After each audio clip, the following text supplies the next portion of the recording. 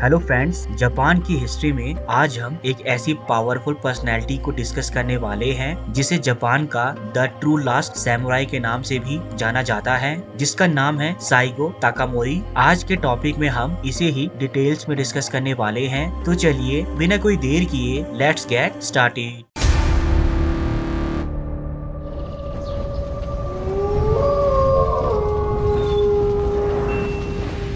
साइगो ताकामोरी Japan की history में एक ऐसा नाम जो लेट ईडो और अर्ली मीजी पीरियड्स के दौरान एक लेजेंड की तरह उभरा। उसे सिर्फ एक सैमुराई वॉरियर की तरह ही नहीं बल्कि स्टेट्समैन और स्कॉलर की तरह भी देखा जाता है, जिसने जापान की फ्यूडल सोसाइटी को मॉडर्न नेशन में बदलने में क्रूशियल रोल प्ले किया। साइगो ताकामोरी का जन्म 1828 में सात्सुमा डोमोन में हुआ, जो आज के कागोशिमा प्रीफेक्चर का पार्ट है। वैसे तो साइगो ताकामोरी एक बहुत ही बैकग्राउंड को बिलोंग करता था, पर अपने एक्सेप्शनल टैलेंट और एम्बिशन की बदौलत उसने ट्रेडिशनल एजुकेशन हासिल की, साथ ही स्पोर्ट्समैनशिप की शिक्षा भी ली।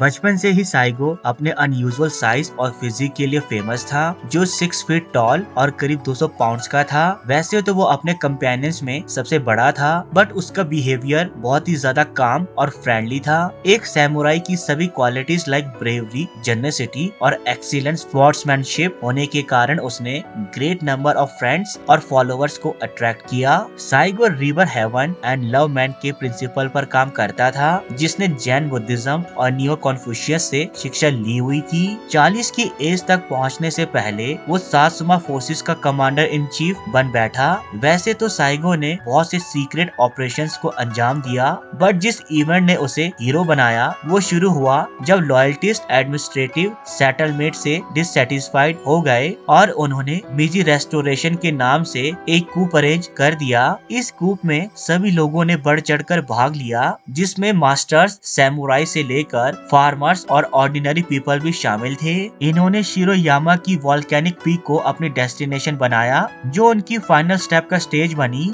इंपीरियल फोर्स ने अपने लेटेस्ट एडवांसमेंट्स के साथ जनरल यामागाता को सपोर्ट किया, जो साइगो को एक हीरो की तरह नहीं बल्कि रिबेल की तरह देख रहे थे, और वो इस रिबेल को अपने रास्ते से हटाना चाहते थे। जैसे ही बैटल स्टार्ट हुई, इंपीरियल आर्मी के कैनन्स ने पूरे आकाश को गोला बारूद से भर दिया। इधर साइगो भी कहाँ रुकने वाला था, उसने भी अपनी डेडली स्पॉट से बैटल ग्राउंड को ब्लस्ट कर दिया। पर जैसे जैसे बैटल बढ़ती गई, उसके सभी माइटी कंपेनियंस हारने लगे, जिसे बाकी के लोग हताश पड़ने लगे। तभी साइगो ने उनका भरोसा बढ़ाया और एक बार फिर वो बैटल को पूरी जी जान से लड़ने लगे, जिसका नतीजा ये निकला कि इंपीरियल आर्मी अलग थलग पड़ने लगी। पर कहते हैं ना, even the bravest hearts have their limits. Saigo भी अब अपने लिमिट्स तक पहुंच चुका था। उसके सभी कंपेनियंस ऑलमोस्ट डेड हो चुके थे, पर क्योंकि अब उसे अपना जीतना मुश्किल नजर आने लगा, उसने अपने साथियों को देखते हुए एक ऑनरेबल सैमुराई डेथ को चुना, जिसे देखकर इंपीरियल आर्मी भी शॉक्ड रह गई।